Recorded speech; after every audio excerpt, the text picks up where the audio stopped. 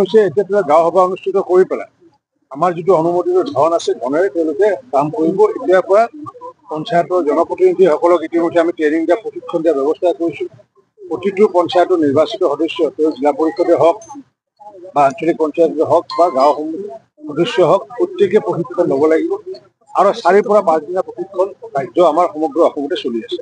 অসমতে আমি পঞ্চায়তসমূহ পুনৰ্গঠন কৰিছোঁ, ব্লকসমূহ পুনৰ্গঠন কৰিছোঁ আৰু সেইকাৰণে পূৰ্বতে যিটো ব্লক আছিলে বিশেষকৈ আমাৰ যি ৰূপসী ব্লক আছিলে এই ৰূপসী ব্লকটো আমি কলগাছিয়া হিচাপে নামাকৰণ কৰি এই স্থানতে আছে আৰু ইয়াতে পূৰ্বতে আমাৰ ভৱানীপুৰ ব্লকটো আছিলে আৰু ইয়াতে আমি এইটো ঢিলাজাৰী ৰূপসী ব্লক হিচাপে নামাকৰণ কৰিছোঁ আৰু ইয়াৰ পৰা যিমানখিনি পাকা বেতবাৰীকে আদি কৰি পূৰ্বৰ বৰপেটা যিটো ব্লক এই ব্লকৰ কামো ইয়াৰ পৰা হ'বগৈ। এনেকুৱাকৈ অসমৰ প্ৰতিটো সমষ্টি ভিত্তিক এনেকুৱা পুনৰ্গঠন কৰা হৈছেগৈ আৰু নতুনকৈ আমি প্ৰায় 150টা যি পঞ্চায়ত কৰা হৈছে এই 150টা পঞ্চায়ততো আমি নতুনকৈ 20 লাখ টকীয়া ভৱন দিয়াৰ কাৰণে ইতিমধ্যে আমি বিত্তীয় অনুমোদন আমি জনাইছোঁ।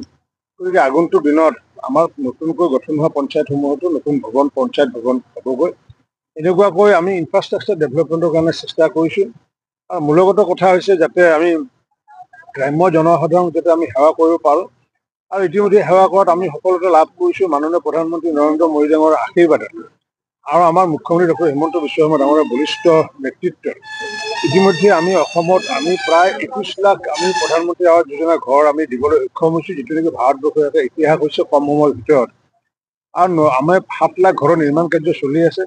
আগন্তুক দিনত প্ৰধানমন্ত্ৰী ডাঙৰীয়াই কৈছে, মুখ্যমন্ত্ৰী ডাঙৰীয়াই কৈছে বা ময়ো কৈছোঁ যে আগন্তুক দিনত কোনো মানুহৰে মূল ঘৰটো কেঁচা ঘৰ নাথাকিব, প্ৰত্যেকজন দুখীয়া মানুহৰ মূল ঘৰটো আমি পকী কৰাৰ ব্যৱস্থা কৰি দিছোঁ।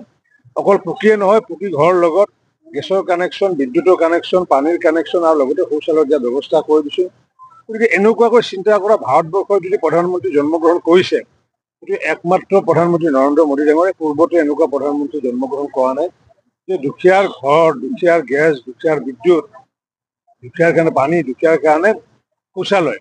গতিকে যাৰে কাৰণে আজি প্ৰধানমন্ত্ৰী নৰেন্দ্ৰ মোদী ডাঙৰীয়াকো যাতে দীৰ্ঘায়ু কামনা কৰিছোঁ।